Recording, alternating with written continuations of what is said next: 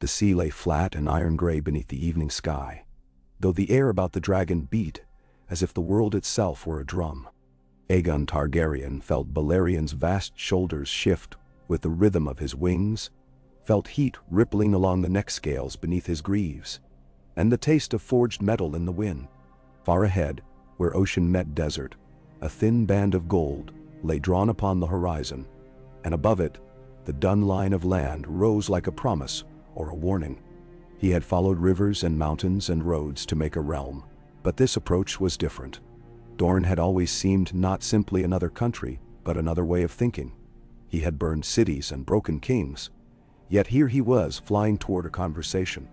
Beneath and behind, two shadows kept him company, quick and sinuous against the sky. Vhagar made the air vibrate at a higher pitch, a clear keen that lived in the breastbone, and Merax's was like a living comet. Light seemed to shine from her scales, even when the sun went to its knees. Visenya rode the first, silent and straight-backed, her hand upon Dark Sister as if it were part of her. Rhaenys on Merax's rode as a singer rides a melody, all ease and surety, turning her head to look upon the water as if it were a new friend.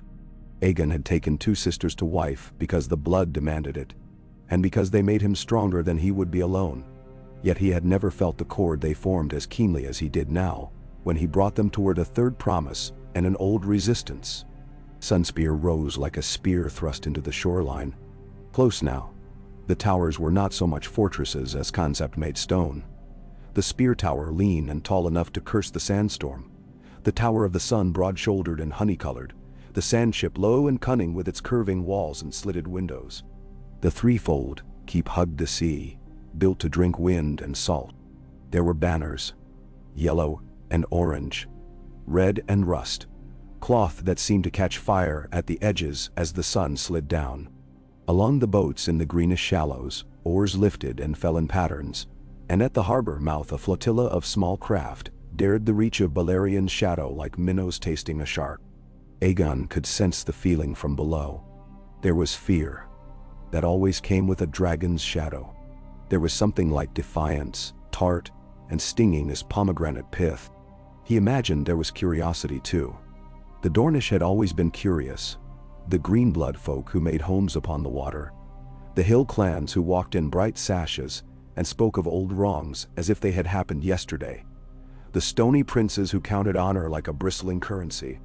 They had watched the realm he made grow like a tree overnight, roots plunging into Andal soil, and their response had not been to worship or to flee. It had been to say, no, Dorne had no king. The phrase remained in the blood like a burr. Balerion banked at a touch of his will, and the wind fell away to a new arrangement of sound. He saw the landing ground beyond the sandship, a broad flat of packed earth that ended an eye blink from the sea. Dornish spears stood like a thicket along its edge, their heads dull with oil. The color and variety of them pleased him. Every place under the sun might be counted in those sashes and scarves.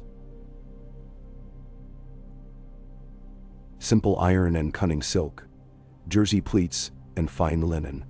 He noted the way those spears slanted inward toward a corridor of space, and in that corridor stood a small company of riders and a dozen on foot, with a palanquin set down on the sand and screens of gauze to break the breeze and the flies. He tasted the scent of spice and dates and warm stone and thought, this is a place that has never needed other people's approval to live. Balerion's feet struck ground with a small earthquake. The giant head swung back at once at a whisper from Aegon's mind, and the black dread settled, wings folding in like bridges being raised. Vhagar came to earth with a clean efficiency, Merax's with a flourish that laid salt spray across the nearest spears. Aegon dismounted without haste and without show, though he knew that merely standing next to Balerion turned him into a story. His sisters came to either side of him, not close enough to crowd him, and not far enough to be anything but present. Visenya had braided her hair for the wind. Rhaenys had left hers loose, and it moved against her shoulders like water. The palanquin's screens parted in measured sequence. The first to emerge was a man older than Aegon by 2 decades at least, bearded, with a skin tanned deeper than old tea, and eyes like polished agate. He wore the Martell sun and spear upon a copper disc. Beside him a woman came forward, steady on the sand. And if she had been younger, he might have called her beautiful outright. As she was, her beauty ran like a vein in an elder oak. The line of jaw, the stubborn mouth, the shoulders that made one think of burden, and the refusal to have it taken. She wore no jewels save a ring with a drop of amber the size of a quail's egg. She did not bow. She inclined the weight of her head the way one offers a seat at a table one owns. This would be Princess Nymeria, he thought, the yellow toad of Dorne. He had expected her. And then another stepped out from behind the screens, and the world altered by a degree that felt like climate, rather than weather. Aegon saw her first as a color. A rinsed shade of orange in her veil and sash. A small, relentless thread of pink set through a bronze collar. Then the line of brow and cheek came clear, the hair thick and black as wet crow feathers. The mouth that seemed to hold both a jest and its amelioration. Her eyes were dark, but there was light in them. Not reflected light, but the sort that seemed to generate itself by insisting. He thought she was younger than Rhaenys by a handful of winters. She wore the Martell sun not over her heart, but at her hip, stitched in colored thread, rather than set in metal. He had asked for her by letter without knowing her face. He had written the name with thought and calculation, and the suggestion had been a bridge built in words across a chasm of blood. There had been skirmishes, raids, the smoking bones of castles, the long knifing out of the sun when the heat itself becomes a weapon, and men's minds turn to thorns. He had not wanted to burn Dorne. He had not wanted to leave it outside. He had chosen this path because there were children who would grow into it, and because the map that haunted his sleep had always had one blankness that made him feel like a thief looking at an unopened chest. Now the chest was here, and she was the lid, and she looked at him with an appraisal that owed no coin to fear. "King,"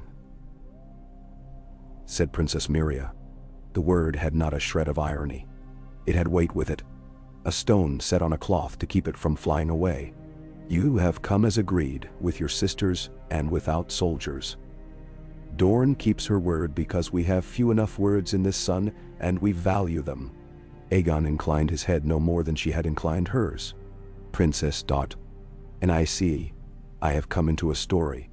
I have seen your name in others' mouths for years, and now I set eyes upon the mouth itself. You honor me with your welcome." "Dain." The older man lifted his chin a fraction. "I am Nemor Martell, brother to Nymeria." He made no apology for speaking out of turn, and none was expected. "Princess Daria waits within, if it pleases you, and others who have voices in our councils." "It pleases me," said Aegon, and then he looked at the third figure. The veil was not a barrier, it was an adornment of choice.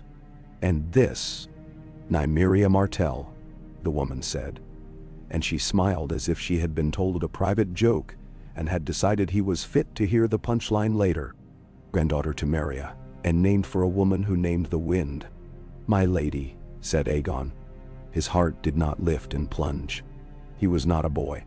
But there was a sensation like the shifting of an immense piece of iron when it finds its correct place on an anvil. His sisters had stopped at either side of him. He could feel how Visenya's gaze weighed, could feel the pleasant heat of Rhaenys' curiosity. "I wrote to your grandmother. I did not expect an answer at all. Yet she answered. And then she sent your name like a coin that has traveled many hands and is still worth more than its metal. Nymeria. Names in Dorne do not wear out as quickly as in wetter countries," said Nymeria. "We keep them in the shade and rinse them when the dust covers them." They went inward from the landing ground with spears at their flanks, as one goes under trees in a dry land, the shade a gift, but also full of watchfulness. Inside the sand ship's curving walls, the air moved as if persuaded to do so by kindness. There were channels cut through the stone to coax in the sea breeze and perfumes, set upon grates so they might warm and make faint circuits of sweet. The floors were cooled by clay jugs buried halfway in earth, the kind that weep a little and draw heat out of the day's skin. Aegon walked at Princess Nymeria's pace. He never strode when patience would serve, and this was a moment to show what patience looks like in a man known for burning the problems other men talk to death. The speaking hall was not a hall. It was a court shaped like a shallow bowl, with benches running along the curve and a pool at the center where light made an exact map of its own passage upon the water. The voices that had waited within were many and various and in a dozen textures. They came from Prince Illyrian and Lady Vaith, from the Manwoody lord with his sharp-cheeked sons, from a will whose neck bore a narrow strip of old scar like a pale snake.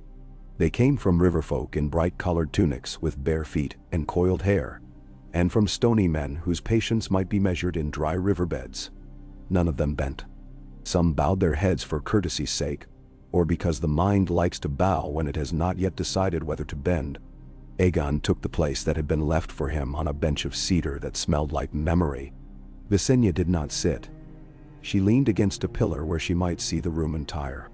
Rhaenys sat and slipped her slippers off with one foot, a gesture that made a dozen eyes narrow and then settle. For if this Targaryen woman could make herself at ease in a Dornish room, that must mean she had not come to set the walls on fire. Nymeria folded herself a little distance from him, close enough for him to see how her eyes changed color a fraction with each shift of light. "We are not here to argue what the last years have cost," said Princess Nymeria without preamble. "If I begin a song of scorched orchards, your sister can sing one of Dornish daggers in Sleeping Neck. We can all take turns and no one will eat before tomorrow's dawn. I am old, and my temper has improved with age not at all. You did this." She gestured at the world at large, because you believed in a thing only destruction could finish. This, too, is a kind of faith. I do not share it, but I am weary of seeing the world through a spear slit. I am not fond of kneeling, but neither am I fond of burying sons. So, we make a thing together that Dorne can walk into without becoming a lesser place. We do this, or we fight until both our songs are boring. Many shall. I did not come to make you lesser, Aegon said, nor to be made lesser. I came because maps are lies until people breathe upon them. I came because a realm that ends in ashes is no realm, and because there is a desert in me that has never seen its match. He let that sit. I came because there are children who play with spears, because that is what their fathers left them. And I would put other toys in their hands while they still have hands. The pool made a noise like thin glass being tapped by a ring. Someone had dropped a pomegranate seed into it from a standing bowl on a plinth, and Aegon saw how the seed spun before it sank. He thought of the way custom sinks in water and leaves the surface smooth again. Nymeria spoke then, not loudly, and the room turned its head in the way a well-trained hound turns its head for the step it knows. "We have read your letters," she said, "and the letter that came after them. We have argued in this room until the moths fell asleep in the cloth, and we have found if we do not merely argue what we hate, we come to a list of what we need. You will hear it now, and you will not hear it as a threat. If you hear it as a threat, the rest will be noise and our elders will die of exasperation. Now, as you say," Aegon said. Nymeria held up one hand and counted upon her fingers. First, Dorne keeps her laws. We do not change inheritance to please the North or the Reach. The eldest shall inherit, regardless of sex. A bastard shall be what a mother or a father says they are, and not a stain painted by another country. When a woman has something to say about her life, the room shall attend, and not pretend to sleep. Second, 1. Dorne keeps her taxes. We will send a token to the Iron Throne each year. A small, unchanging gift, as one might exchange bracelets with a friend. But no Dornish coin leaves Dorne by force to pay for some other man's garden. She counted again. Third, Dorne keeps her swords. You will not garrison us. No dragons shall sit upon our towers unless we ask. If the realm is attacked from outside, we will come, we will ride, we will bleed. But you will not place your men in our garrisons as if they were spigots to be turned by a hand in King's Landing. Her fourth finger waited an instant before going up. Fourth, titles and names. When you speak of us, you will say, Prince and Princess of Dorne, and not Lord and not Lady, because our names mean our history, and we have polished them with too difficult a cloth to have them switched for some northern brass. Aegon listened. It was easy to listen, because he had rehearsed these demands in his head, and found he did not mind them. They were not in his nature to mind. He had never believed that hammering one shape upon every place created strength. It created locks. and he had no patience with locks that made no doors. But he had not known she would say them with this steadiness, this daily courage that was not a thing of horns and banners, but of water carried from well to house without being spilled. "And the fifth?" he asked when she paused. Nymeria's mouth did the small thing it did when she hid a smile from her grandmother. "We would like to talk about gardens." Rhaenys laughed then, soft as a earring ringing. "Let the realm put away its spears. We come to the heart of the matter at last." Bah! Nymeria inclined her head slightly toward the queen. "Our water is a god," she said, "and in a hard year everyone's prayers follow it like bees. We waste none, but we spend where we must, on the mind and on the heart, which are the two uses of water in a child. There is a place inland near an old spring that has not gone dry in a century. It is sheltered by a hill shaped like a sleeping camel, and the wind forgets to bite there. We would turn it to a place for children from every corner of your realm. If the realm is to be something other than a new name for old greed, let the small survive to ask us difficult questions when they are tall. Let them play in water. Let them learn letters under fig trees. Let them see that the dragon of Dragonstone and the fisher of the Mander and the shepherd of the mountains are all simply children in a pool." She did not blush. "We will build it with stone and sand and shade. We will pick fruits that do not rot at the first rain. We will invite the water to keep its temper with laughter." A murmur ran around the bowl like a stray cat. Aegon felt something ease in him. He was glad for it.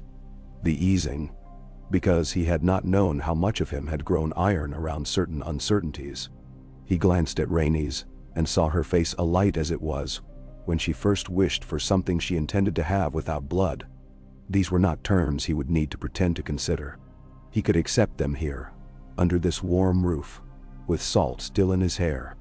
But he did not speak at once, because the rhythm of a moment matters. He let the river of the room run another moment over the words it had been given, and then he stood. "Princess Nymeria," he said, and his voice was as simple as he could make it. "Princes and lords of Dorne, ladies and captains and waterfolk, we will have our differences in the years to come. Even brothers do, and this is a marriage we discuss, not an abduction. I accept your first 4 demands as you have said them. I will write them into words that can be laid to this stone and read by any child. As for the 5th, a garden is a serious matter to a dragon's house when the dragon carries a queen who loves a garden enough to make a season move for it." He saw Rhaenys' mouth tremble in the way it did when she was pleased and trying not to make a picture of it. "We will speak together of the place. We will study the spring and the land, and we will build it properly. We will put a rule upon it that no master of coin may unmake with a poor harvest, and no lord may claim by right of birth. It will take patience and money and good hands. This I promise." "No." Visenya let out the breath she had been holding through her nose, and did not disguise it as anything else. Her eyes were upon the will with the scar, who had stiffened as if his back were a sword being pulled from a sheath. Aegon did not look there. He looked only at the woman who had said the things as if she knew exactly how much they might cost, and had never been frightened by arithmetic. "Then the question becomes the manner," said Nymeria after a small, rich silence. "How do we make this thing that we have said to each other into a thing that the sun may fall upon and raise shadows from?" She turned her head toward her granddaughter. "I have told the room what I wish. My words are old. Nymeria's words must be those the young can live by." Nymeria turned her palms up very slightly upon her knees. Her voice, when it came, was low and dry and even. "We will do it as others have in songs, and as they sometimes failed to do. We will set a hand upon another hand. We will name our intention plain. We will not hide in our words. King Aegon Targaryen, you have a wife in Visenya Targaryen, and a wife in Rhaenys Targaryen. The world knows their worth. I am Nymeria Martell, and I know mine, and it is different from theirs, as an orange is different from a peach. If I give you my hand before these people, it shall be known that I give it without breaking their place beside you. It shall be known that I give it, so that Dorne's history may stand upright beside the realm you have made, and so that children learn to swim in one pool." She looked at him as if they had been speaking for years. "Do you consent?" Will you hold my hand in this desert and not pretend it is a fertile valley in some other place? Will you speak to me as you speak to sisters who cannot be dismissed? Will you wear our son beside your dragon and let neither set the other alight? Nah. Aegon did not like to say yes in 100 different ways. He preferred to say it once and mean it. But he felt space move inside him, a temple being built. And he thought of the long work of mortaring a wall and the patience of the craft. Yes, he said. I consent. I will marry you and ask you to marry me. I will keep our bargain in the words and in the bone. I will not unmake my wives. I will not unmake your history. I will wear your son. I will not be ashamed to do so. No. Nymeria did not smile as a girl smiles when her father gives her a bright toy. She did not smile at all. What changed in her was in her eyes and in the smallest corner of her mouth. And it was not giddiness, but assent to a task. She rose then, and Aegon stood. And the room stood because the room had to, not because it wished to. Rhaenys stood with tears in her eyes, and no one in the room dared to laugh at her for it. And Visenya put her hand upon the pillar and looked as if the pillar might be asked for its opinion later.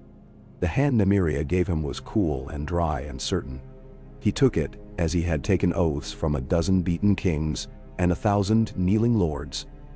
But there was in this taking something he had not known he would feel. A sensation as if he had come upon a well after a long walk and found not only that it held water, but that it had been waiting for him. The room breathed. The pool made a more confident sound. What had been words began to put on flesh. It was not done. It had only begun. Yet the beginning mattered, and so they went to the work of making a wedding.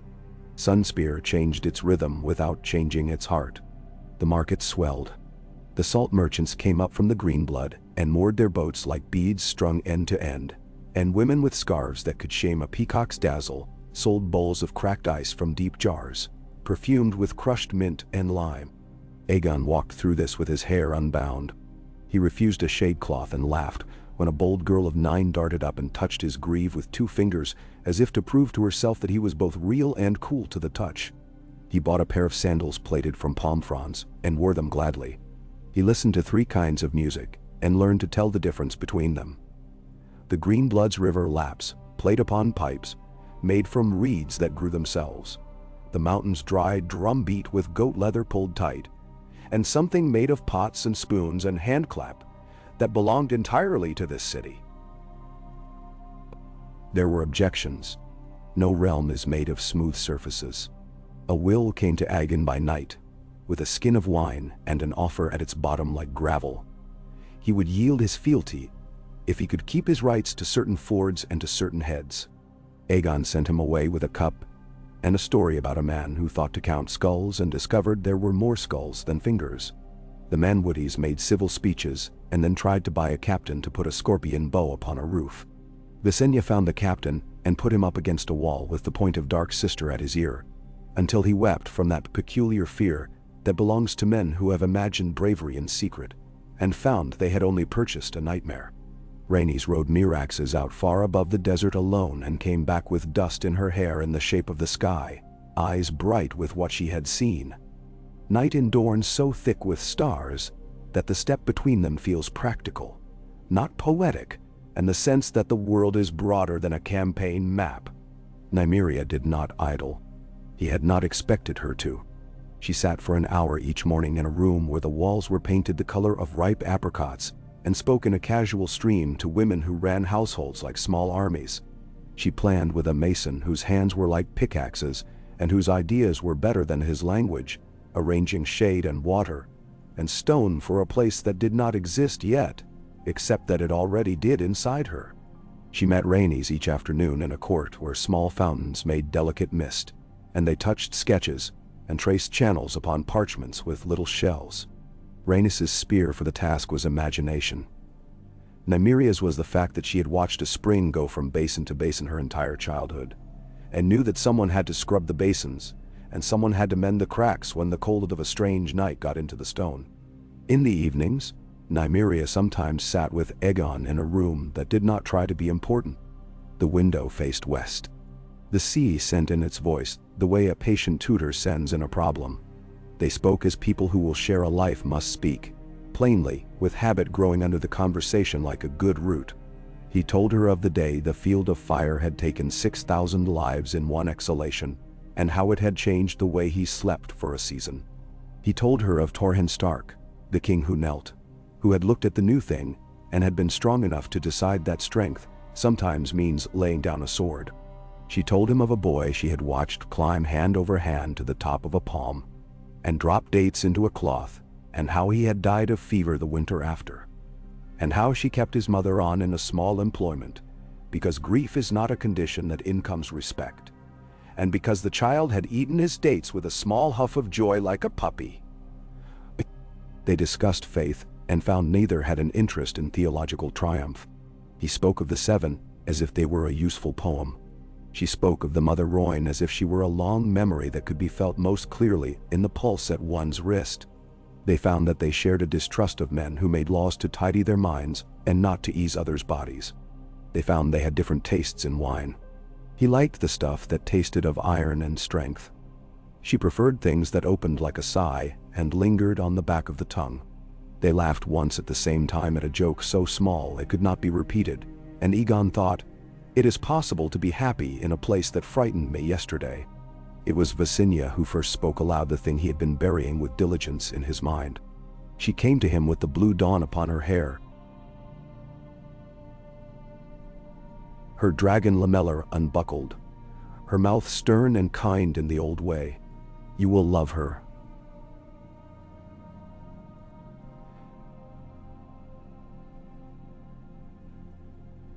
She said without any ceremony, as if she were reading a weather report. "If you do not, the gods have wasted a set of tools in you. But you will. See that it does not unmake what we are." "It will not," Aegon said. He had no room for lies with Visenya. "You and Rhaenys are my house. I am a man of stone and fire, and you are the stone and the fire. Nymeria is..." He looked out at the desert's edge, where light was learning the names of things. "She is the way water finds a course through stone. I did not know I would like to know that." "Good," said Visenya. "I do not marry men with small hearts." She leaned forward and kissed his brow. It was the sort of kiss that reminds a man that the person kissing him has stitched shut more wounds than he has songs. "She will test you. That is also good. Men who are not tested become their own mildew." Rhaenys took Nymeria flying. It happened on a noon that made other men look for shade and wine. She led the princess out to Merax's with the ease of a woman inviting a friend to a dance, and Nymeria hesitated only to draw off her sandals and knot them together so they might hang at her wrist. She was barefoot upon dragonback, and Aegon felt his heart lift even as his mind counted risks like a steward counts coins. Rhaenys knotted a silk strip around both their waists and laughed, and the rise of Merax's was like day growing taller. They skimmed the desert. They followed the green blood as it wrote in green handwriting upon the sand. They came back with hair full of wind and a face full of salt, and Nymeria said, in a carefully measured voice that would not let itself tremble, "It is like standing inside the song of your own name." Rhaenys' answering smile held every kind of love that knows the difference between jealousy and delight. The wedding was arranged to dance with the sun. Dornish marriages draw from a dozen baskets, for there are 12 tribes at least counting their histories differently. Rhoynar had the habit of water vows, as like to bind with rings and cut bread. First men had stones to mark endurance. There would be salt and smoke for the Dragon Lord, and there would be water that had been drawn at dawn from a particular well, whose bucket remembered the hands of Nymeria of the ships. There would be a feast that did not attempt to outshout the heat. Thin breads, grilled fish with lemon and oil, figs, goat's cheese laid in herbs, wine cooled in sacks lowered into the shallows. Aegon imagined it, and felt something of the old hunger he had felt as a boy when counting his father's knives, and deciding which might be thrown. He wrote, with his own hand and with quill he had cut while looking at the sea, the terms of their joining as he had promised. They were not poetry, and did not need to be. He wrote plain phrases, and left flourishes where flourishes would confuse. He had a boy read it aloud, a boy from the Greenblood with long lashes and a voice like a flute. When the boy stumbled at a word, Rhaenys changed the word rather than the boy. When the will muttered, Visenya's eyes found him, and he remembered he had something to look for in his sleeve. The day came up pale with heat like a sheet laid close. The city moved as if it had been told a secret and had decided to treat it well. Aegon put aside the black that made his hair and heraldry feel inevitable and wore white. He stripped his wrists of metal and left his sword upon hooks. Visenya laid her sword across Dark's sister, where both could see them, and nodded as if a pact had been made. Rhaenys wore a collar of little bells that had been given by a child, and laughed at herself for the delight she took in their sound. Nymeria wore an orange that made burnished copper of her skin, and went barefoot to the place where water waited. They met upon a platform of cedar at the pool's edge. Children were allowed to watch, and were not shushed. An old woman sang a thing so delicate that sand itself seemed to listen, and the seven were invoked without pride, and the mother Royne was asked to smile, without being demanded. Aegon spoke first, his voice low enough that those at the back had to lean to hear. He said he would not leave a bed angry, and would not make a law to win an argument. He said he would share maps, share bread, share grief, share jokes. He said, "You will not be alone in a hard season," and the words weighed more than gold here. Nymeria took the poured water and let it run from her hand to his hand to the pool. "You will not be thirsty," she said, "because we will learn to count our cups together. When one breaks, the other will empty theirs into it until a new cup is made."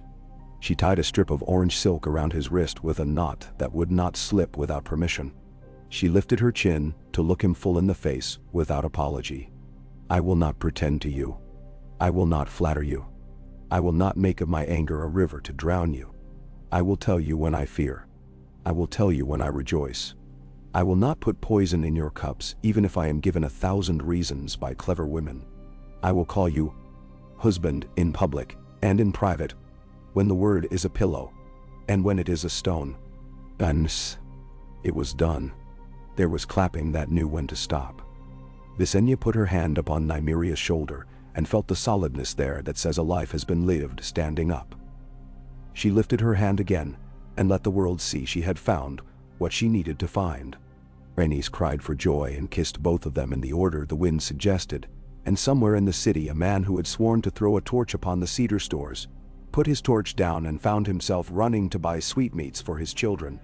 They lay that night in a room whose window was not set with shutters, but with a screen of carved stone that made lace of the moonlight. Outside, the desert whispered stories it never stopped telling. Aegon had slept in tents and palaces, and in the saddle. He had slept in armor, and in fear, and in blissful ignorance. He slept now as a man sleeps beside a partner, who will make his enemy's arguments more difficult. And in sleep, he dreamed that he walked into a building that had not yet been built, and heard the sound of children's feet, and a splash and his own name being mispronounced with laughter. Morning brought the business of a realm pretending to be merely a marriage. Orys Baratheon came down from King's Landing with 6 wagons of gifts and 3 of documents, his hair in a queue and his face open as always, a man who carried his heart in his grin and his loyalty like a spear. He had an argument in a cool room with a stony Dornish lord, who spoke softly of tariffs, and Aegon watched without entering, until the moment when Orys' ease edged toward weariness. Then he stepped in and set his thumb upon the scale.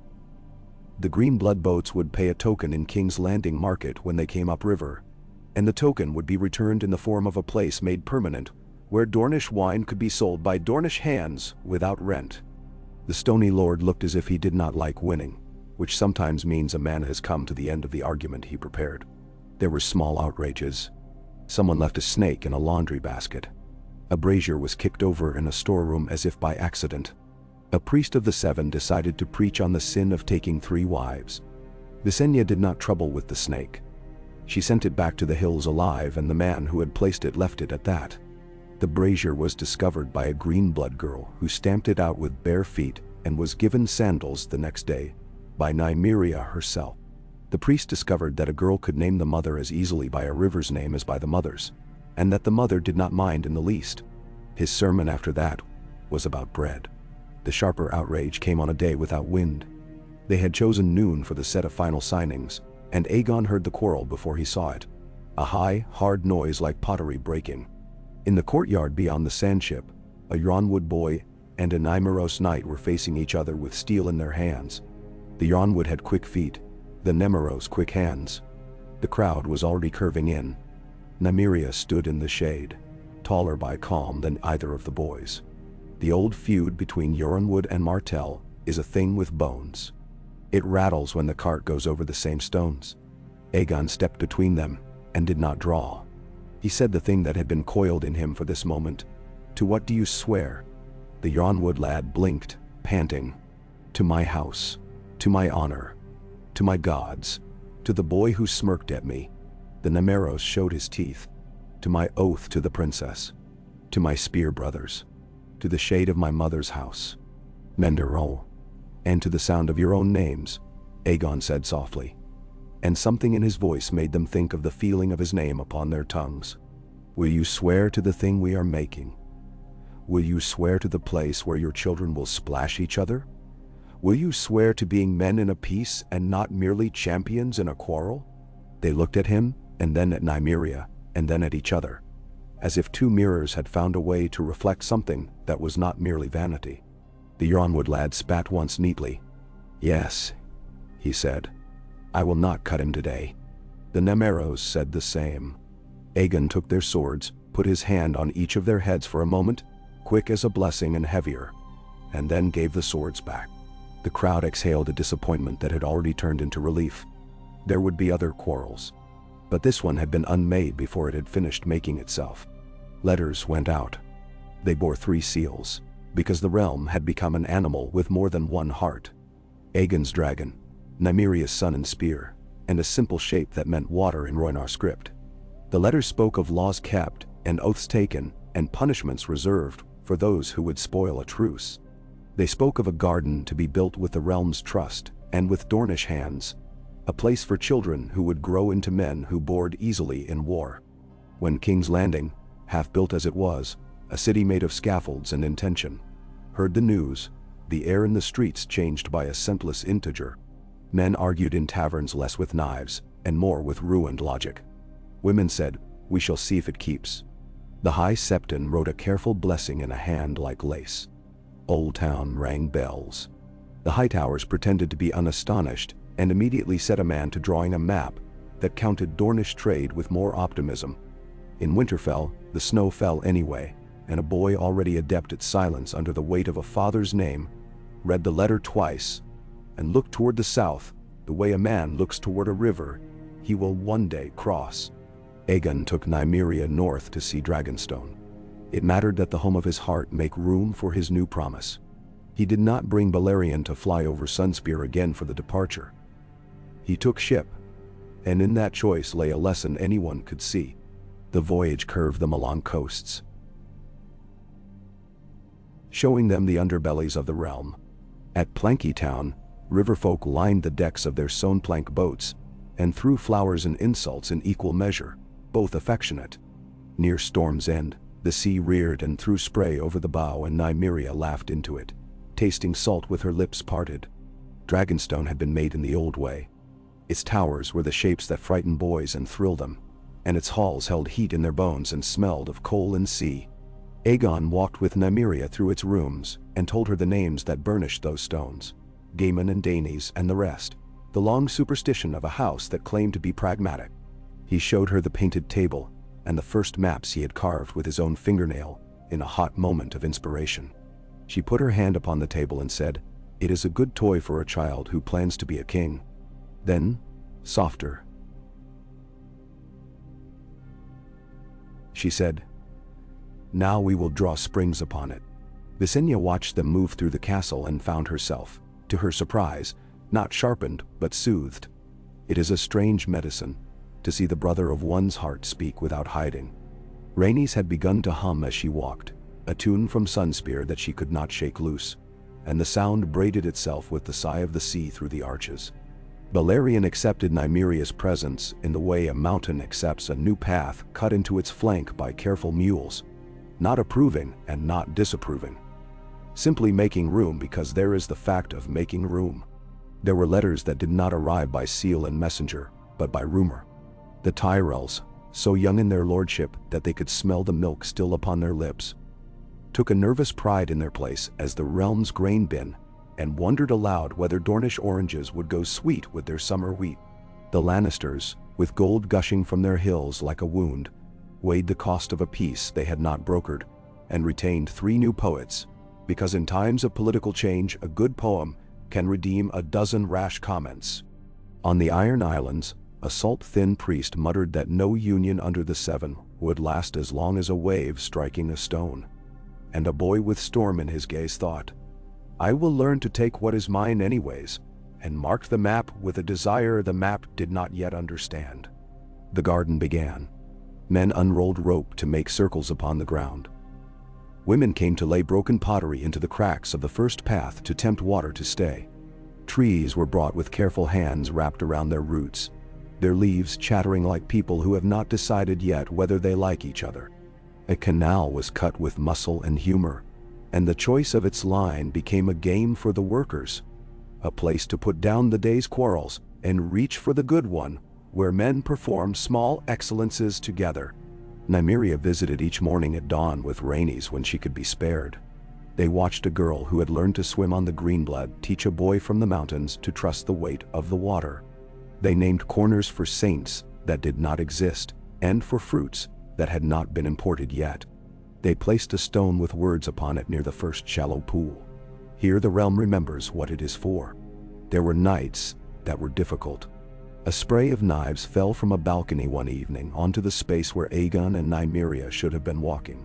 Only they were elsewhere, discussing the line of the canal, and the knives cut only the air and the shadows, and the man who had thrown them ran into Visenya in a corridor and learned the price of foolishness from a woman who had loved a man long enough to know all the ways he might yet be killed. There were letters from men of the Vale who muttered about the precedent of 3 wives, as if the world were a table set with movable knives. Aegon did not justify himself. He did not hold his private life up for public debate. He went about the business. Public debate learned that the realm had maps to draw and gardens to water. A child's voice reached King's Landing from the Greenblood. It arrived in the mind of a bricklayer, who told it to a baker, who told it to a midwife, who told it to a boy sitting upon a barrel. They have built a place where children play in water, and no one is turned away because he is an orphan, or a girl, or from any particular river. The voice was tireless. It ran up the Mander and crawled through the Red Keep scaffolds and came to Old Town's towers and asked to be given bread. It carried with it that subtle promise that a piece earns when it becomes boring in the best way. The promise that a little slack appears in a day, enough to let a joke be made, enough to let a mother rest her head a moment without believing the roof will fall in. When the first child fell and hurt his knee upon the new courtyard stone, the garden earned its first blood, and the stonekeeper wept because he had forgotten to be proud. Nymeria dabbed the scrape with wine and kissed the child on the crown, and told him that the stone would be sand again one day, and that nothing stays alone forever. Aegon cut the ribbon for the last of the shallow pools without spectacle, and went and stood in the shade to watch a group of northern children, who had never seen a fig before, taste one and make the face they would all remember entire lives when someone said, "sweet," and meant a fruit and not a woman. He lay with Nymeria that night and spoke of succession as if it were an apple they would share with unusual care. It was early to speak of it, and it was right. He had a son by Rhaenys, Aenys, sweet and soft of voice. He had a child coming by no one yet but a set of possibilities.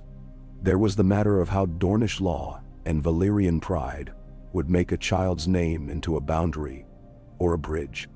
Nymeria did not close her eyes and say, "Not now." She opened them wider and said, "Let us say now what we will not unsay later, that a child's sex will not make them a disappointment. Let us say at once that we will not make a mager for being stubborn about the wrong things." He had not told her the name, but she had the feeling of shadow on her face and named it correctly anyway. And he loved her for that. In the 2nd year of their marriage, rains came strange and strong to the reach, and a sickness walked up the Mander and knocked upon 3,000 doors.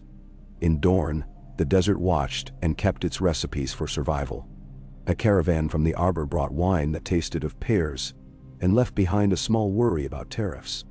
The 7 Septon Sunspear placed 7 shallow bowls upon the steps, filling them each morning with water. And children drank from the mother's bowl most, and from the smith's least, and there was laughter about it that made a smith's wife throw her head back and admit that her man did not mind heat, but did dislike waste. In that same year, Aegon took Nymeria abroad into the wider realm. They rode north through the Kingswood in spring. The smell in the air was the smell that does not exist in Dorne. A smell like new, like clean, like something delicate and green that can be ruined by a boot. Nymeria sat her sand steed on the damp road and smiled without calling the world foolish. She met men with wet eyes and damp hair who bowed and tried to guess whether she would judge them for having fewer colors in their clothing. She did not. She admired the way they stacked their wood. She admired the patience with which women in the Stormlands watched the sky to decide supper. It is never a waste of time to notice why other places love themselves. At River Run, the Tully set a banquet with roasted fish and gooseberries. At Harrenhal, the wind went through the broken teeth of the towers like a flute, and Nymeria went quiet in a way that made Aegon remove his hand from her shoulder and let the silence do its work. "This is what happens when a man makes his fear a building," she said at last. In the Vale, she stood upon a cliff and listened to the air, and understood how mountain people think the rest of the world is a rumor. At Winterfell, she looked at the crypts, and then at the weirwood, and then at the faces of shaggy men and thought, even our differences have kinship. The stony patience of a winter and the dry patience of a drought have manners in common. They returned south with dawn upon their faces. The garden by then had found its season. Summer had leaned upon it, and the trees had accepted the leaning. A stone bench was worn smooth where people had come to say the kind of things that do not bear saying in a loud room. One cannot set out to build a place for hard conversations and laughter in equal measure. But sometimes the world decides to use a place for just that. And the world's decision is a blessing. There were more letters. Not all of them contained kind words. The faith militant grumbled, as it is their pleasure to do when complicated things happen to people they already distrust. A long-bearded lord in the West wrote a satire about a king who married a desert, and then complained it was dry, and the satire was so well phrased that men laughed and did not remember to take it as an insult. A merchant in Old Town wrote that spices had dropped a penny a measure, which meant thousands of meals tasted of something besides habit. A fisherman from Blackwater Bay wrote that green boats from the south were teaching him to mend a net in a way that saved twine and time both. When Nymeria's belly rounded with new life, the city changed its heartbeat again. The physicians of Dorne are excellent. Desert living requires that one learn how bodies fall and how they rise. Rhaenys sat with her long hours, curious and tender, bringing news of Merax's moody tempers and of a boy learning to fly a kite upon the sea wind. Visenya stood in the doorway and told stories of girls who had bled at the wrong time and still lived, choosing her stories with care, which is the same thing as love for a woman like Visenya. Aegon walked the garden and counted the pools, and imagined a small hand slipping in his larger one, and felt fear the size of a house and joy old as bread. There were dreams. In his, Aegon stood in the garden and saw 2 children run, one with hair like coal and one with hair like early wheat. They shouted each other's names until the names lost their shape and became a song. In hers, Nymeria stood upon Merax's back and held a stream of water in her palms that did not spill no matter how the wind tugged at it. And she laughed and knew she could not do this in wakefulness, and was glad she could do it once. They told each other their dreams. They refused to tell them to men who looked at dreams as if they were knives. When the babe came, it was in a room that smelled of lemon and oil, shadowed, with a crotchet of light upon the floor. The labor was longer than some and shorter than others. Nymeria's hand found Rhaenys's hand in the worst of it, and gripped it as if it were a rope thrown over a cliff. Visenya told her when to breathe as if the air were a game that can be played well. Aegon stood at Nymeria's head and suffered the helplessness of men whose bodies are not built for this part of the world's work. And then there was a cry like a gull in winter, and a little weight laid upon Nymeria's chest, warm and outraged at the idea that living required effort. A girl. It seemed that the room had known it, and had arranged its own joy accordingly. The midwife announced it with the pride of a craftsman who presents a finished table to the household that will eat upon it. Nymeria laughed with such relief that tears and sweat and joy met upon her skin. Aegon looked at the child and felt a new and ancient thing happen in him, an allegiance he had not owed even to his own name. He touched the tiny hand, and it closed upon his finger because that is what tiny hands know to do, and he whispered into a small ear a sequence of sounds that would be her name. Rhaenyra, Rhaenys guessed, eyes shining. Nyra, said Nymeria before he could speak, smiling at the same joke they had made in private weeks before. Nyra of the realm. She will not be a compromise, she will be a bridge. We will not call her a claim. We will call her a child. They laid the little one in the shade, and ate bread dipped in oil and salt, and marveled that bread could have flavor at such a time. Aegon went to the window and looked out. The garden lay below like a plan accepted and made real. Two boys were splashing each other and shouting about dragons. A woman with the blue scarf of the green blood had a sleeping infant upon her shoulder, and was swaying without knowing she swayed in time with a fountain. In the distance, the desert was what it always is. Ancient, patient, a scythe laid against the world's grass. Aegon's mind, forever bringing maps forward like conjurers' scarves, unrolled a future that could not be trusted and could not be stopped. A realm that argued and built, a child that ran and fell and rose, men who would test an arrangement because men always do. He felt in himself the appetite for those arguments and for that building. He felt the fatigue of them in advance, and he consented. Months later, when letters came tied with blue silk from Old Town with tidings of a learned man's assurance that Dorne's equal inheritance would not split the realm's order, but rather test it productively. When a ship came up from the Summer Isles, bringing parrots and new teeth for a scorpion bow, the former a gift for the garden and the latter a test for Visenya. When a rider from the west came with the news that a lion lord had lost 3 wagons to a clever Dornish trader, Aegon, at her side, took up a stylus and wrote a new line upon the painted table. A slender blue thread leading from a little shallow pool to the rest of the world. They were not the same people as when they had met upon a landing ground under the dragon's wings. They were heavier and nearer to the ground, and less easily surprised by the cost of things. They were also happier in that subdued way that does not need to be sung of to be true. Aegon had found that stubborn men who had never before walked into a place they did not own could be persuaded by small hands pulling them toward a pool. Nymeria had found that dragons make shade as well as fire, and that it is a kind of love to accept a shade gratefully. One evening, near the second year's end, they went together to the garden without escort. The stars were practicing being innumerable. The pools were ink. The smell of mint came where their feet disturbed it because of how Nymeria had insisted the beds be planted along the paths. They came to the stone with words and sat upon the bench that had been smoothed by grief and laughter both. She will choose her own husband, Nymeria said into the night. She was not starting an argument. She was carving a sentence into a beam. If we live to see it, we will not make of her a treaty without her saying so. We will make her a treaty she may choose to sign. Yes, Aegon said. He thought of himself, young and full of unslept nights, deciding which of his sisters to love more, and discovering the task was foolish. We will make her such a woman as the realm may court without shame. And she will not own the realm, Nymeria murmured. She will tend it. They rose and walked home.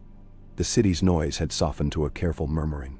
A pot set down, a window shutter catching. It had the domestic beauty of a house that has decided to trust its roof. They were stopped once by an old man who leaned on a staff and wanted to tell Aegon that his grandson had learned both to swim and to write his name upon the same day, and that this seemed to the old man as if the realm had done him a personal favor.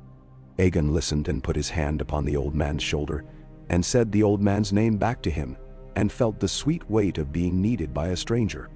In a land where rain is news, peace was becoming ordinary enough to bore those who had lived long on news. This was right.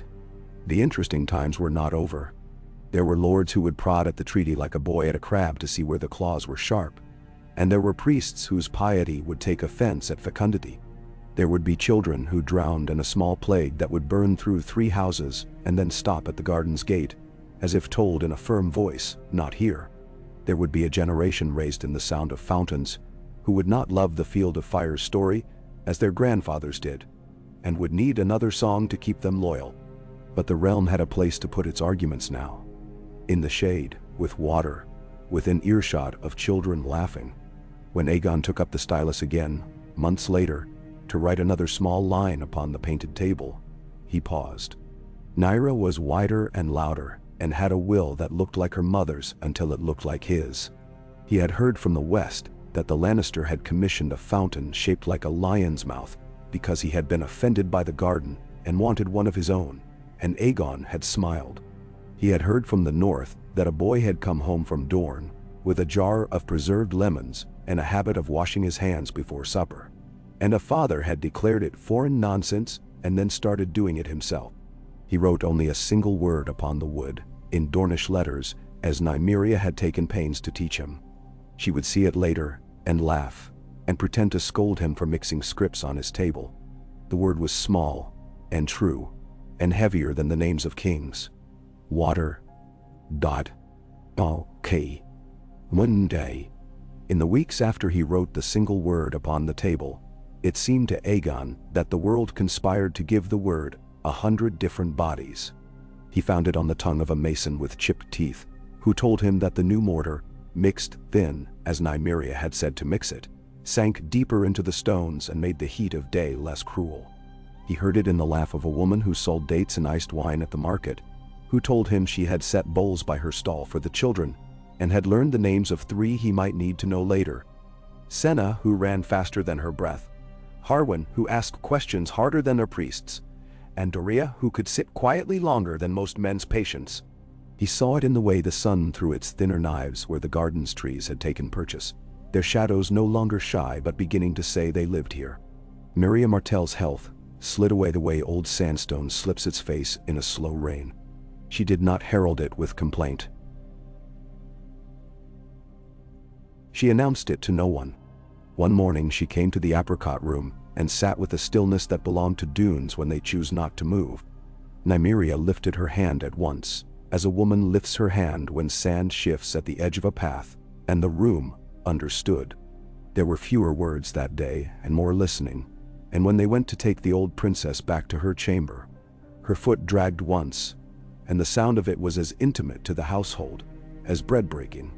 After that, Nymeria received visitors as she chose, but did not come out to the wide rooms, where the air made its circuits and took gossip as easily as fragrance. Aegon went to her table at her bidding, and took wine in a cup he would come to know by touch. It had a nick along the rim like a small healed wound. "I have slept with this city for longer than you have been alive," she told him. "Now sleep has decided it prefers my company more and more.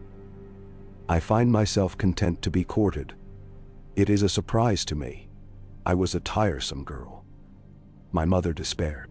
Her eyes were still clear, as if polished with oil. "You have done this in a way I can praise without gritting my teeth. I will not do the kind thing and say I did not expect it. I did not. Your letters smelled of iron. Now your hands smell of cedar and milk. Do not change them again. I would we could keep you," Aegon said, and meant it. There are strangers whose leaving feels like a theft, and then there are strangers who have become so quickly necessary to the shape of a day that their absence is not registered at the threshold, but at the heart. Nymeiria's smile was a dry leaf's rustle. "I have my precautions. I have poured myself into children. There are more of them than you know. Daria will keep you honest because she dislikes you politely. Nymeria will love you and force you to deserve it. Nemor will keep a ledger of your promises and have the insolence to present it to you in your own handwriting in a year's time. As for the rest, they are spears and shawls and jars of olives. Have you ever met a jar of olives that did not have an opinion?" Dain? On her last lucid day she sent for Nymeria alone. Nymeria returned with her mouth set and her eyes like polished dates, sweet and dark and unreadable from a distance.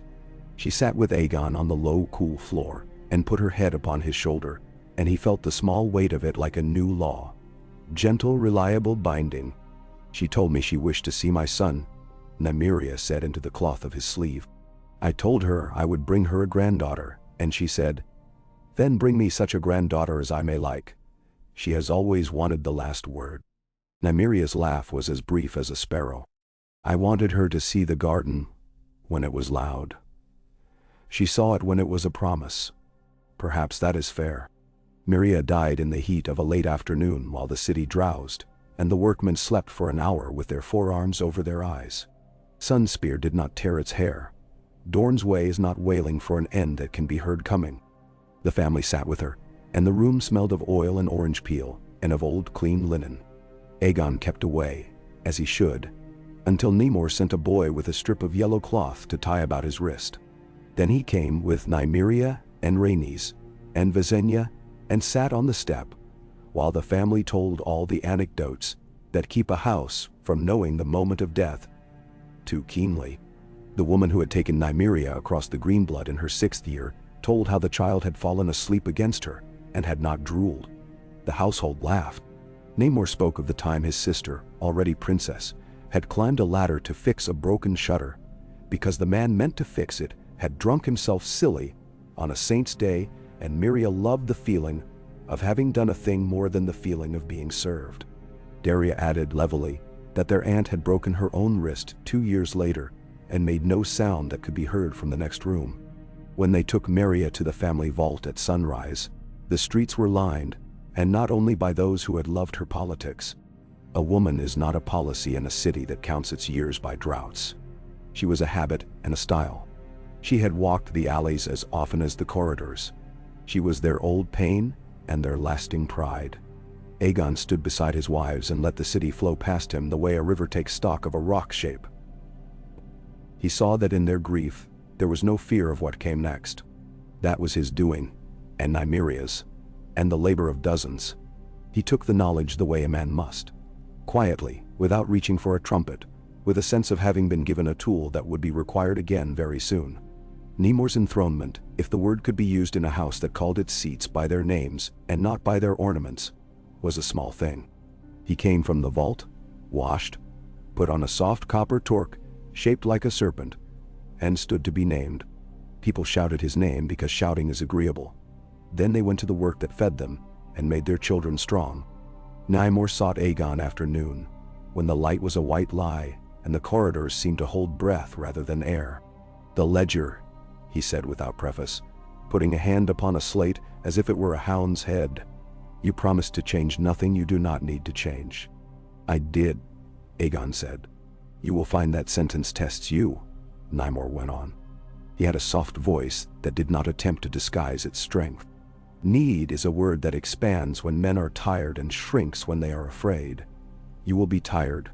There are always too many voices and too few hands. You will be afraid. Not of spears perhaps, but of the kind of disappointment that lays men down in their hearts. I will say to you when you begin to change what you promised not to change. King, you are tired, or you are afraid. Go sleep or go confess it to one of your wives. You will reply, "Prince, you are impertinent." That will be true. We will go on. He smiled then, sunk and swift as a fish's dart.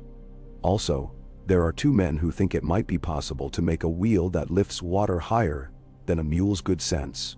You should meet them, because if they are fools, you will enjoy the conversation, and if they are not, we shall find ourselves obliged to live longer to see what they build.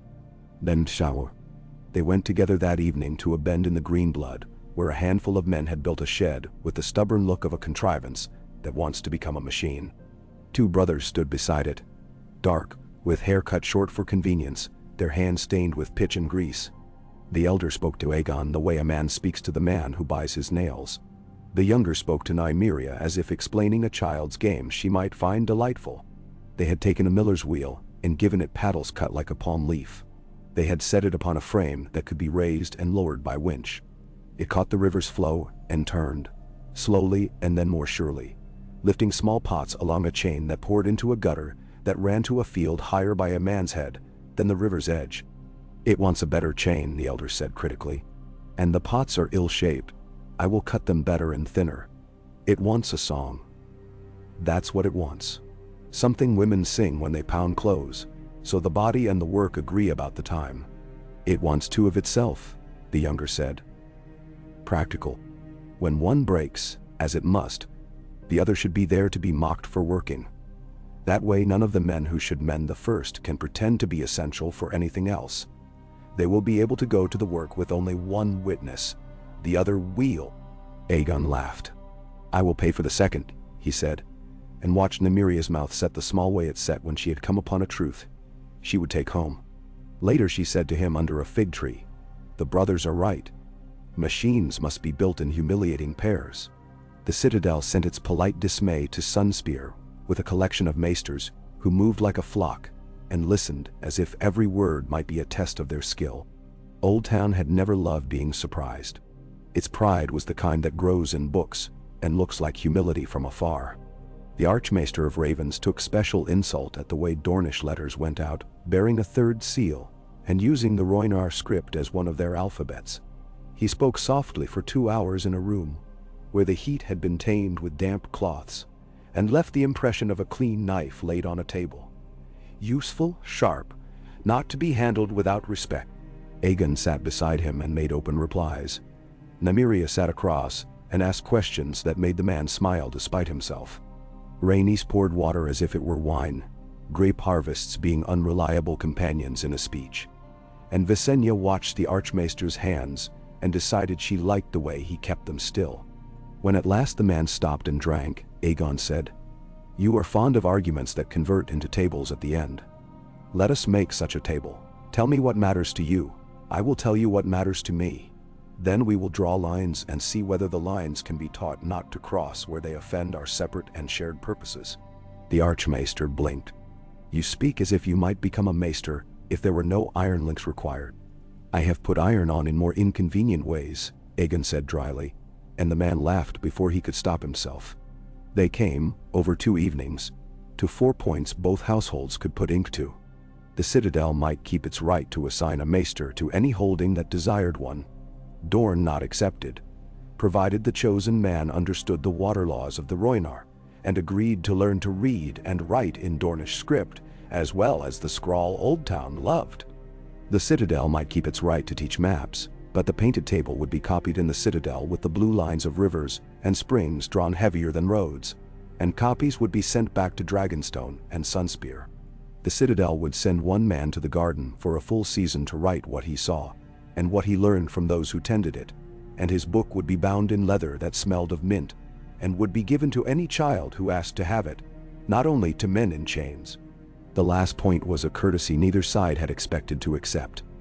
That if a dragon arrived above Old Town, she should be hailed with bells, not scorpions, unless she set fire to the Hightower. And if she set fire to the Hightower, the bells might ring as they pleased. The faith did not stay quiet. The most devout sent letters that had the stiffness of men who fear to be thought irrelevant. The High Septon composed a careful blessing for the union that used every name for the mother and the father, and carefully ignored the stranger, which omission Visenya pointed out with amusement. He thinks us respectful of death as a profession, she said, gray eyes bright. He is not wrong. We have killed enough to be courteous to the god that comes afterward. The warriors' sons kept their swords clean and their eyes down, and muttered that the king had taken 3 wives, and that even for a dragon lord this suggested a carelessness with the furniture of law. Aegon did not answer in public. In private he wrote to the High Septon and said only, I have taken 3 wives with the consent of all 3, and the consent of those whose consent was necessary in the places where they were given.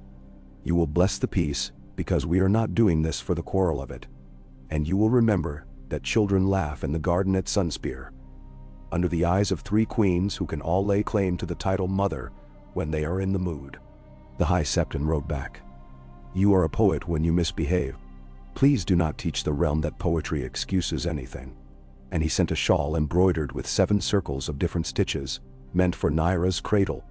The Ironborn tested the edges of quiet, with the prickling insolence of men who only feel alive when the world complains. They came up the Mander in longships leaned to their oars, not to raid but to remind. They bought bread and called it poor. They drank ale and called it thin. They looked upon the green blood and called it a snake that had lost its fangs. On the third day of their swagger, an old woman from the riverfolk invited 3 of them to her boat for soup. They went, because Ironborn are not proof against soup and hospitality, and they wished to mock. They came away subdued because she fed them well and told them stories of Nymeria, of the 100 ships, in a voice so unornamented they could find no purchase to sneer.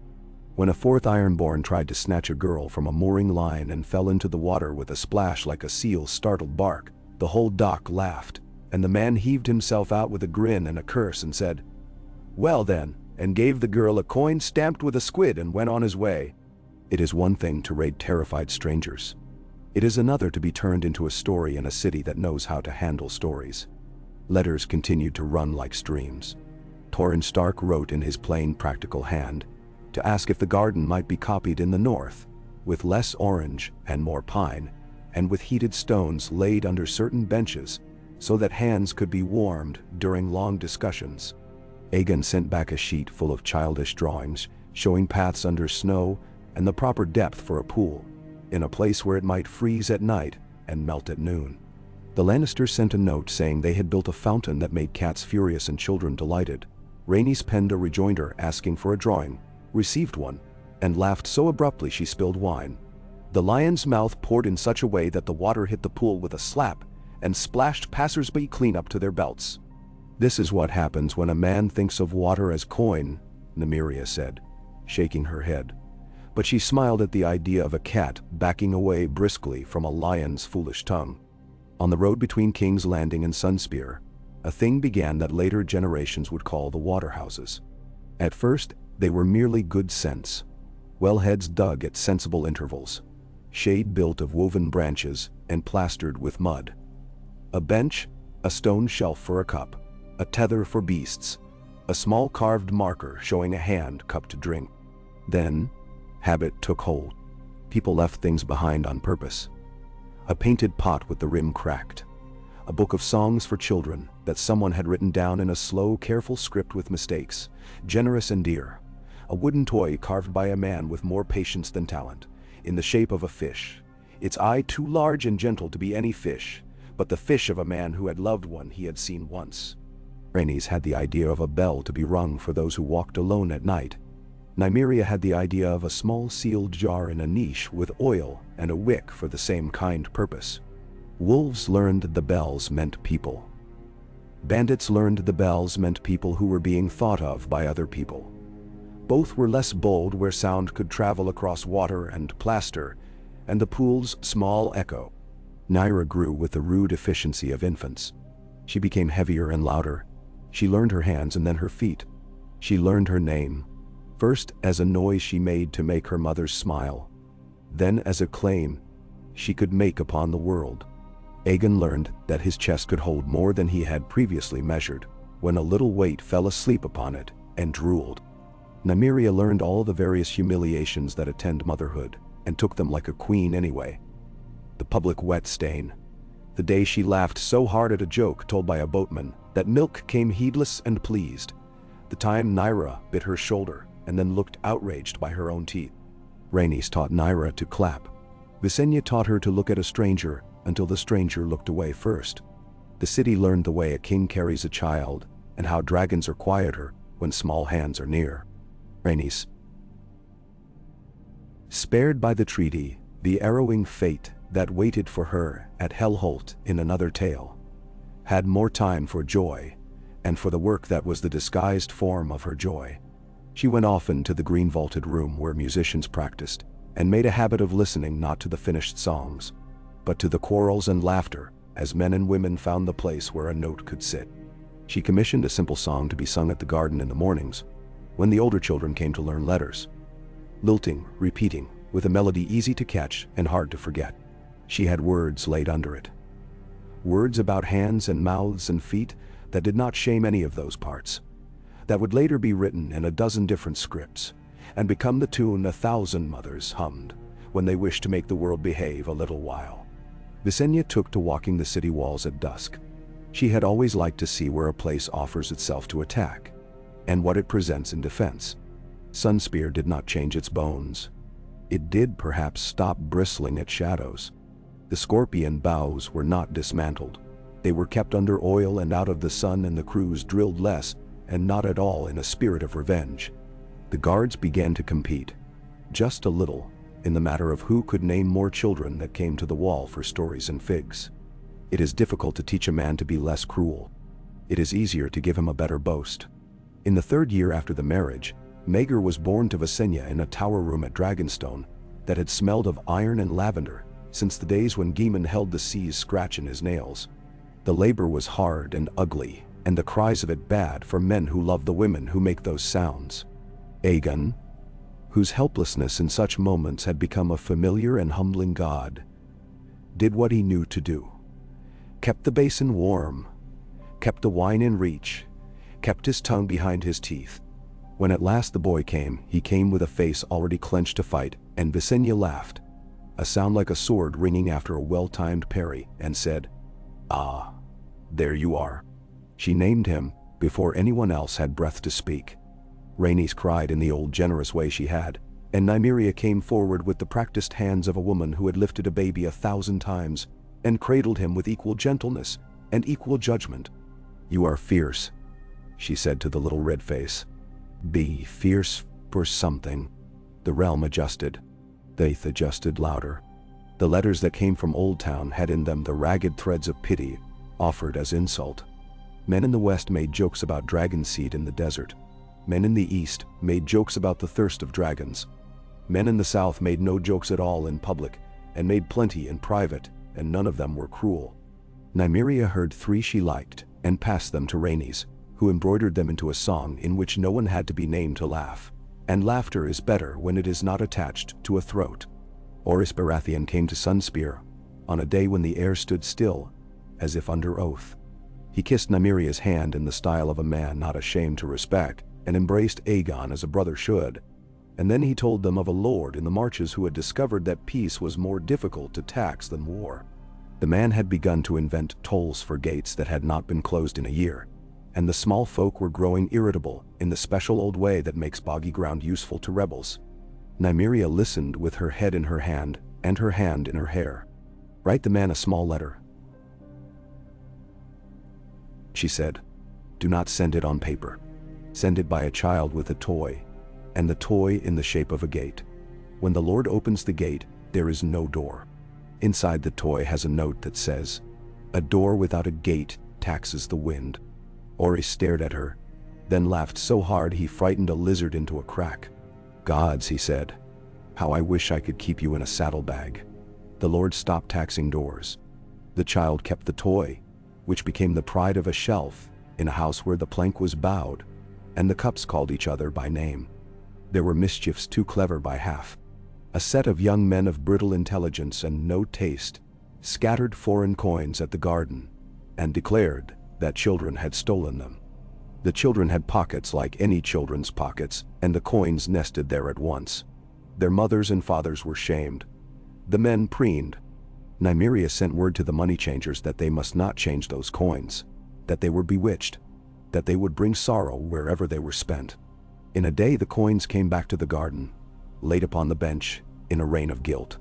Nymeria announced that the coins were unbewitched now, purified by the fountain song, and could be used to buy bread for anyone who asked. The coin scatterers learned that cleverness is a poor spear if your enemy can play with you until you drop it. The first drought after the wedding tested the garden as a siege tests a wall. The sky turned bleached as bone and the sun became a discipline. Green things considered their allegiances anew. Nymeria had prepared for that day and for 10 after. The channels were cut with small ledges at their edges where water could linger. The beds mulched with straw and shredded cloth and old reeds until they smelled of useful rot. She had men and women cut the irrigation at noon by the exact width of a finger and an old string, and that saved a pool a day. She set a strict hour for splashing, and another for washing, and another for silence, and the children bore it with the seriousness children can show when they are taught that they are part of a war worth winning. When the first brief rain came again, it ran along the channels like a rumor, and the garden took it with gratitude and did not boast. Aegon traveled to Old Town that autumn to look upon the Hightower, and to speak with men who believed that thinking is a sport and not a roof. The tower rose pale and self-sufficient, with bells in it that had learned to like their work. He stood with the Hightower's lord upon a balcony that looked out over the honeycomb of streets and the fat tidal mouth of the Honeywine. The man had a dozen rings and a mind rigorous as a ledger. "You are well pleased with your desert," he observed. "Do you not find that strange? To be charmed by a place and call it policy?" "I am not charmed by the desert," Aegon said. "I am charmed by the manner in which men can be convinced not to die in one." The Hightower hummed, a sound like satisfaction accepted and filed. "You have changed some patterns I thought hereditary," he confessed. "My prelates do not shout. They write. They are affronted in paragraphs. It is ugly, but not lethal. My merchants petition. They discover that their petitions can be answered, and that this is more interesting than the alternative. They do not sharpen their knives. I find myself with time to ask questions I thought myself too busy to ask. It is unsettling. I am not made for leisure." "Then take up fishing," Aegon suggested gravely. And the Lord chuckled in a tone that suggested that if kingship bored Aegon, he might be found a seat at dinner. The citadel showed Aegon the book the maester had written at the garden. It was plain, bound in goat leather stained with mint. Its pages smelled faintly of the Waterhouse oil, which made Aegon smile for reasons he did not express. He opened it and read sentences that did not solicit admiration. The maester had written children's names and the way they learned to write their own. He had written the sound water makes when it enters a pipe lined with cloth. He had written the way a mother's face changes when her child is not sick anymore. He had written how men tell different jokes in the shade than they do in the sun, and how either can be kind or cruel depending upon the hour. Aegon turned the pages and felt that aggravating joy again. The one that came when someone else had done work for him so well, he needn't lift a finger. "Make 100 copies," he said. "Send them to every town that takes a tax in my name. Bind some in poor leather and some in rich. See which are read." When he returned to Sunspear, the sky had put on its winter color, pale, unsentimental, true. Nymeria met him at the harbor with Nyra in her arms and Rhaenys at her shoulder, and he had the unkingly urge to run. He did not. He walked more quickly than dignity demanded, and that was enough to satisfy a man who knew how ridiculous love makes one, and valued the ridicule for the honesty it forced. Visenya stood near the gangplank with a boy at her hip, who was already learning to look down his nose at those taller than he. She did not smile with her mouth, but her eyes had not been so soft since the day she had put a sword into his hand and told him to close his fingers until his palm found out where it ended. News came like rain and like sand. The Vale was experiencing a decade in which its lords suspected one another more than they suspected the rest of the world. This always makes a valley genteel and a mountain impassable. The Iron Island sent a ship to King's Landing whose crew insisted upon singing low songs about drowning and then refused to be paid for their cargo in anything but copper, because the weight satisfied them. In the Riverlands, a small quarrel about a bridge became a large one, and then became a play that toured the towns with the subtlety of a midwife's hand. The bridge that taxed the wind, the lords who learned they could build 2 small bridges rather than one large one, and that people would love them more for the inconvenience. Aegon took Balerion up for the joy of it and for the caution. The dragon's shadow made a wound upon the sand that healed at once. He went high, then higher, until the world stripped itself to essentials. Light at the edges, desert like a memory of the sea like a promise. He looked down and understood how he had been called to this task, and why it had not ruined him yet. Because the world liked to be held in this gaze sometimes, the way a child likes to be turned upside down and have the blood race to their head. He came down and folded the dragon's jaw in his hand because it pleased him to put his small warmth to that immensity. Rhaenys proposed a festival at the garden, at the first blossom of the bitter oranges. It would be brief, because Dorne's festivals are not the kind of drunk that reveals itself against the gods. It would be early, because mornings are the realm's one indulgence in a place where the sun keeps a strict book. It would be foolish, because no child cares for ceremony. And in this foolishness lay its wisdom. There would be ribbons hung low enough for the short to reach. There would be a simple banner painted by children's hands upon cloth so rough it would outlast any silk. There would be a song, of course, and bread and oil and salt and water, and no wine for anyone whose voice had not broken yet. They hung bells in the trees and made each child ring one once, so that the sound became a clutter, and then a harmony, and then a silence with a memory in it. Nymeria gave a speech that was not a speech, with Nyra tugging at her sash, and the city trying not to laugh out of respect for the form. She said that gardens were not the answer to any big question, and that they happened to be the answer to 37 smaller ones, which was the right number of questions to answer if one wished to feel useful and not godlike. Aegon said a thing about promises and pools, and it sounded like the sort of thing kings say when they mean it. Visenya said nothing and stood where the sun struck her hair and made a fire of it, and that was a kind of benediction more people accepted unawares than any priests. When the bells were still, a man came forward leading a donkey fat with affection and old apples. The donkey was loaded with books bound in the poor leather that Aegon had ordered for the Citadel's copy. The man was the maester who had written them, and he had the good grace to be embarrassed about his fame. He began to hand them out, and the first book went to a girl whose sandals were mended with 3 different kinds of thread. The second to a boy with a scar at his temple and a grip like a crab's that said he had no intention of letting it go. The third to a woman who could not read yet and took the book because she had decided to learn for reasons she did not feel she owed the city. The donkey brayed once, solemnly, and the bells in the trees caught the bray and returned it to the air as if it were music.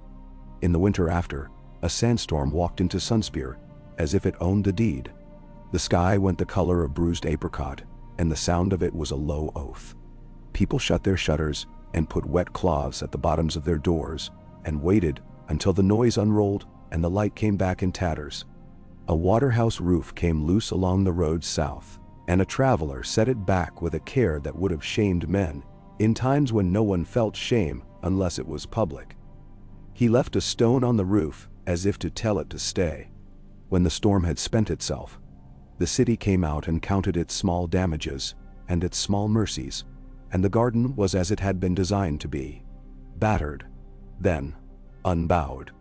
In the spring that followed, word came from the west of a bandit king gathering the poor and the desperate and the merely angry under a banner cut with a crow. He called himself a vulture because his mother had told him once that there was no shame in those birds, and he had believed her because the rest of her words had proved reliable. Men and women slipped away from holdings that had been kind enough to them to justify loyalty for 3 generations, and not kind enough to justify it for 4. And more than a few had their loyalty tangled in debts written by clerks who had never walked the fields they tallied. Aegon rode out with Orys and with a handful of men. Visenya took Vagar in a shadow high enough above the desert to see movement like thumbprints. Rhaenys remained in Sunspear to mind the city's temper. Nymeria came as far as the first waterhouse, and then sat upon the bench and waited because someone must be a fixed star if the rest of the world is to go looking for its direction. The Vulture King was clever in all the ways that make men dangerous. He did not fight where he could move. He did not promise what he did not believe he could give. He had charm but not handsomeness. He told stories in the cool of the morning but kept his mouth shut at noon. He wanted to be just and had mistaken that desire for proof that he was. "Do not burn him," Nymeria had said before Aegon left, and he had nodded, already preparing to argue with his own favorite instincts. He had burned to end a dozen times. Each time he had set his teeth into the habit afterward. Fire made obedience but not order. It silenced but did not persuade. It is possible to sire terror and never once make a law. They found the bandits' camp on the second morning by following a thread of smoke, and the way the air seems to thin above men who think themselves invisible. The people there were as various as the belly of the realm. Shepherds, men who had left wives because they could not bear to watch them count bread, boys who had felt a lord's boot. Aegon rode in slowly, with his helm upon his saddle and his hands empty, and he said in a voice pitched to the air, "Who among you has never wanted to be forgiven for something sharp you said while you were hungry?" Men looked up with that involuntary honesty the question dragged out of them. The Vulture King came out from his tent. He had eyes that wanted to love you, and a mouth that had taught itself to lie for kind reasons, that had become petty over time. He wore the crow upon his chest and tried to look older than he was. "I have not wanted forgiveness," he said promptly. "I have wanted bread and laws that do not chew me. If I must steal bread and break laws because they do, I will do it wearing my own name." "Then wear your own name," Aegon said, "and do not call yourself a vulture when your mother told you they were a decent bird. Let your own name do the work and let us see if it can carry it." They argued quietly for an hour while men ate and Orys laughed, because he could not stand a morning without it. The Vulture King said things that had the ring of justice without the weight. Aegon answered with sentences that had the weight without the ring. The camp listened, and this is what saves rebels and kings both sometimes. In the end, Aegon stood, turned to the crowd, and spoke a simple bargain. "If you leave this camp under the eyes of your friends and walk to that line in the sand, you will be given a place in a work gang building, a canal that will feed fields that do not belong to a lord you despise, and will pay coin you can count against your bones. If you stay, you will be hunted by men with patience and maps." Men looked at maps and understood that patience was near. They also liked the word coin when it was craned into their hands by someone who could be later cursed without being later killed. The first man to walk to the line in the sand stamped his heel, as if putting out a small fire. The second had a limp. The third had a laugh that would not make up its mind whether to be uglier or more beautiful, and so became both. The Vulture King watched them and felt himself being thinned. He reached for his sword at last, because all men who mistake desire for justice do in the end. Visenya came then in a fall of shadow and landed Vagar in a rage of sand, not for the theater of it, but to prevent the vulture's last good argument. To die dramatically. He did not die then. He died months later in a small fight badly planned, and few came to his burial. 3 of his lieutenants came to the canal and were mocked, and then not mocked, and then paid. One later married a girl who sold dates, and they told no one their story, because it was theirs and did not require improving with that famous name. The canal was finished that year and made a stripe across the desert, like a made bed. It reflected the sky and brought birds who had not considered Dorne their business. Aegon and Nymeria walked along it at dusk and did the arithmetic it is fair to do in such a place. So many hands, so many days, so many stones hauled, so many lines upon the painted table to be extended in blue ink. Nymeria said, "We will need a book for all the places where water is meant to find its way, not as a holy text, as a ledger for the future." Aegon nodded. "The Book of Channels," he said, and liked the taste of it. It would be copied 100 times, and each copy would be different by a line and a smudge and a note at a margin. "Do not trust this spring. She is kind in winter and a thief in summer." Years have a way of adding themselves like coins a man cannot help but count. The realm thickened. The roads were less a set of threats and more a set of promises written in dust. King's Landing grew its scaffolding into walls, the Red Keep into fewer drafts.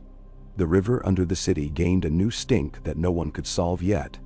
Men complained and tied ribbons about their mouths and kept living there anyway, as men will when a place has decided it is a city. Aegon learned when to send Orys, when to send a letter, when to go himself, when to stay home and let women balance the beam. He learned the value of hours when nothing apparently happened and knew how few kings are permitted that value. Nymeria learned to swim in the shallowest pool and soon believed herself a dolphin with legs. She learned to set her own sandals straight. She learned one day to frown when a man bowed too low to her for the sake of the bow rather than for the sake of the love of her mothers. She learned to eat olives and not to spit the pits where a visitor might step upon them. She learned a word no one had taught her: enough. She said it first about figs. Later she said it about a quarrel between 2 boys. Later still she said it to her father when he tried to put a cloak upon her shoulders. She did not want, and he took his hand away and smiled, because obedience in a child is to be cherished but not demanded as a blanket. Maegor learned to bite and to keep his own counsel. He grew the way a sword grows in a scabbard, out of sight and slow, and then at once apparent. Visenya's gaze did not soften around him. It sharpened to a care that could be mistaken for severity. Rhaenys loved him easily. Nymeria loved him obstinately. Aegon loved him with the anxiety men feel for the thing in their house that might become dangerous if it is not greeted every morning by name. At night, when the desert made of the city a smaller and more comprehensible thing. Aegon lay awake and drew lines in his head. The lines of inheritance, the lines of justice, the lines men will cross for pride and for love and for stupidity. The garden did not solve those lines. It only gave them a good place to be argued. Not all news was good. A fever came one spring to the mountain villages and took men whom the desert had decided to spare. A flood that had no precedent in living memory. Because living memory is always shorter and less reliable than people believe. Came down a dry riverbed and rolled a dozen houses upon their sides and drowned a woman who had never learned to swim because the water had never before asked her to. A scorpion bow was fired in panic at a dragon cloud, and the bolt fell into a field where men were cutting hay and killed a boy who had just learned the song Rhaenys had written. The bowman confessed. Nymeria sat with his mother and with the dead boy's mother and spoke without cries. Aegon stood with the men in the field and helped them cut the hay, because hands must do something after accident, and labor always answers a fraction of sorrow. The faith took its grievance into the streets in King's Landing in the 5th year after the marriage. The warriors' sons marched with their shining and their noise. The poor fellows marched with their hunger and their sunburn. Aegon let them march. He counted their number from a wall, and counted the number of men who watched and did not join. He sent no one to disperse them. He sent Rhaenys to a certain house with a basket of bread, and the knowledge of which alley to stand in at sundown. She stood there and gave bread to anyone who said please, and to 2 who did not. And the next day the march was smaller by a third, because men had found a better spectacle. A queen handing bread to men without scrip. The High Septon wrote a letter that said this was unseemly. Aegon sent back a drawing Nymeria had made of a loaf with ears. The High Septon wrote back, "You are a barbarian. Please continue to send me your children's drawings. They cheer me." In a year when the olives were particularly fat and the goats particularly obstinate, Nymeria lay with Aegon in the afternoon and spoke of the thing that had done its silent work in her for years. The idea that if one is kind earlier than one is cruel, cruelty sometimes forgets to come. It is not a magic, she said, amused by her own superstition. It is not even piety. It is merely arithmetic. Men whose mouths are occupied with bread find it harder to make war cries. Children who know the taste of sugar are more likely to differentiate between it and blood. Women whose backs do not ache from carrying water will still be capable of anger, but their anger will be a better vintage. It will last. It will not sour. Then? Arithmetic, Aegon repeated, as if the word itself could be a charm against the day when swords would be drawn again anyway. Then let us add. Let us have more of these small sums. He minted a new coin. He had meant to avoid such swagger. The kingdom had coins enough, and each coin meant an argument. But he wanted a small thing the poor might touch that did not have only a dragon upon it. He had the die cutter put the dragon on one side and the sun and spear on the other, and along the edge the suggestion of a wave. The first of these coins he gave to a boy who had learned to make the water wheels sing, and the boy held it and frowned and said, "It is heavy," and Aegon said, "Good," and felt the weight of his own delight as if it were a coin in his palm. On a night when clouds from the summer sea came in tall and sullen, and went away only after bargaining with the moon, Aegon woke and could not sleep. He went to the window and saw the garden below lit, as if someone had scattered pearls and forgotten to retrieve them. He stood there and listened. The city's noise, which by day was a market, and by evening a gossip, and by later night a snore, was at that hour a long slow breath. He thought of his mother, who had told him little and had left him much. He thought of the day he had taken Harrenhal, and the day he had not burned Old Town, and the day he had laid a hand upon a desert prince's hand and found himself engaged in an arithmetic he had not studied. He thought of Nymeria, who would find herself asked to be a treaty one day, and must decide how to sign her own treaty with herself. He thought of Maegor, who would always desire a sword, and must be given songs to love as well, or else the sword would be the only tune he knew. He thought of Rhaenys, sweet as his name, who had found ways to be brave That frightened no one.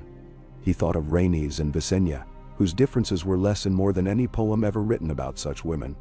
He thought of Nymeria, sleeping on her side with one hand under her cheek like a child.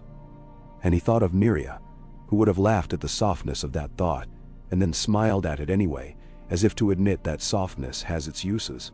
When dawn came, he took a stylus and, for the second time, added a word to the edge of the painted table, in the same small Dornish letters she had taught him. He wrote it in the place that marked Sunspear and the garden, and he wrote it again near King's Landing, and then a third time where the new canal ran its stripe across the desert. The word was not water, though that would always be the first word. The word was another kind of river the realm must learn to follow if it were to be something more than a map. Mercy. The day after he wrote it, Visenya came and put her finger upon the new script, and did not tease him for the sentiment. "You have not written strength there," she observed.